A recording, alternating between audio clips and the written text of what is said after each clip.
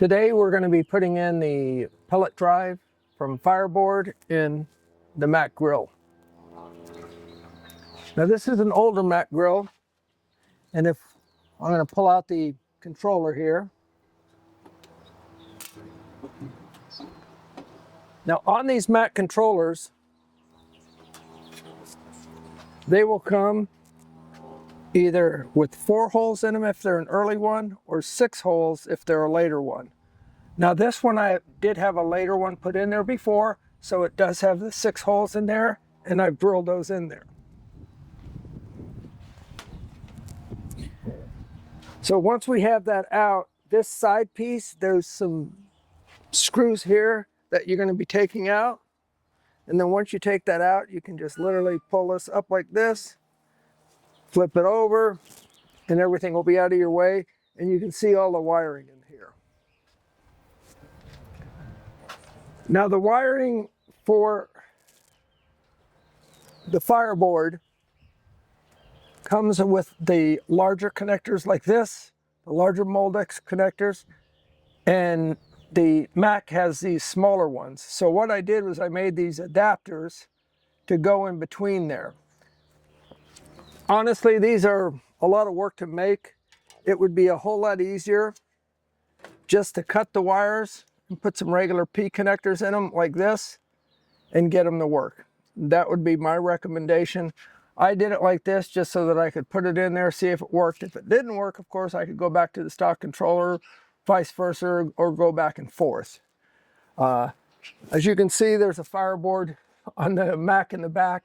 I've used Fireboards on all of my barbecues. So we're going to get to putting this one in. So the first thing we're going to do is we're going to get the Fireboard pellet drive harness. We're going to put these adapters in that we made and then plug them into the appropriate place on the Mac. All of these are labeled of what they are for. Just look at the instructions, you'll have all that, so you can put them in there. And if you look on the white wires, I don't know if you can read this or not, but it'll tell you what this is. This one being the power connector.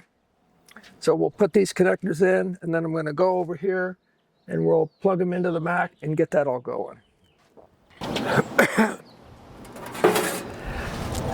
Now the other thing is the plate, and we've picked the big plate for this one, and one of the reasons is this is longer than the shorter plate, so rather than have a little opening and put that there, this part will show on the lower part, but you know it's a good part, like if you have a pulse, you could put it right there, or you could put a little hook for some of your probes that you use, because I use a lot of probes on mine. So let's get to putting this one on. So here is the Fireboard plate. This is the large plate with the Fireboard device on it, and I've drawn a little line on the bottom there so I knew where it was. We'll move this out of the way. Now this is the Mac controller that we're taking out of the Mac unit, so that would be over in this area. And as you can see here, it hangs lower than what the Fireboard had before. So what we did on this, I'm going to flip this over. And remember, this is where the Mac controller would be. So I flipped it over, taped it off, because we're going to then mark these holes here on the tape.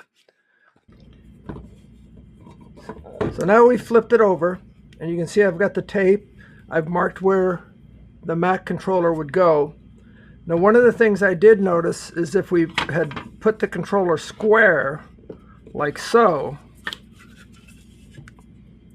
you can see that this corner here would overhang, and then that bolt hole would miss a little bit. So what I've done is I've moved it down 1/8 of an inch, which I've marked on this side where the tape was. You can see we got that line for 1/8 of an inch down, and then I put that up against the edge of the thing, and I have these couple little blocks, so I knew that it was square there.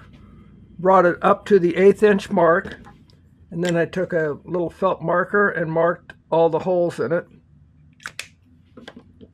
And then from here, we'll just drill those holes so that when we go to put it on, it'll bolt right on.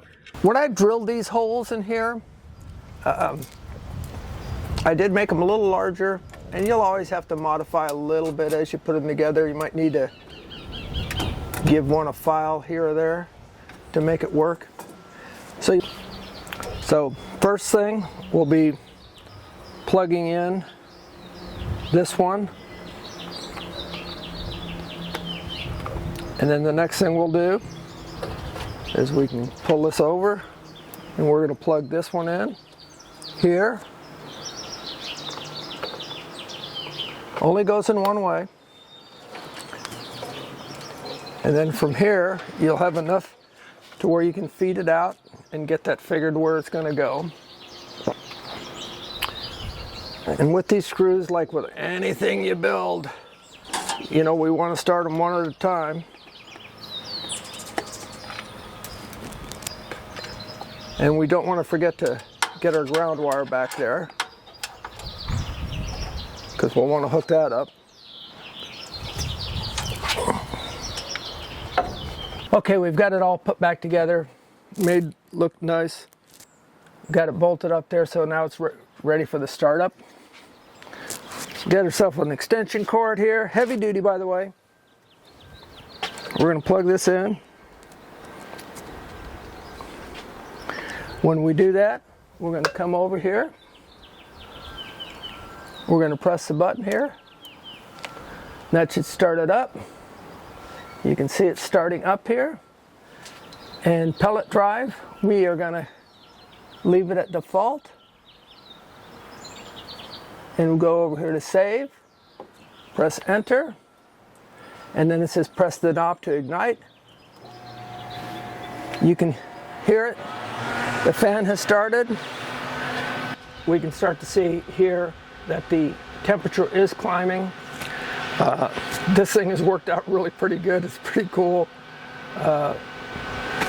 So far I'm happy with it. I'm going to be really happy to have it where I can read it on my Fireboard app, which with my other Mac when I was using it, I always had the meat temperatures and the pit temperatures always set to where I could look at them. I also do use a Fireboard on my Hasty Bake, and I have a Weber Kamado over here that I use it on all the time.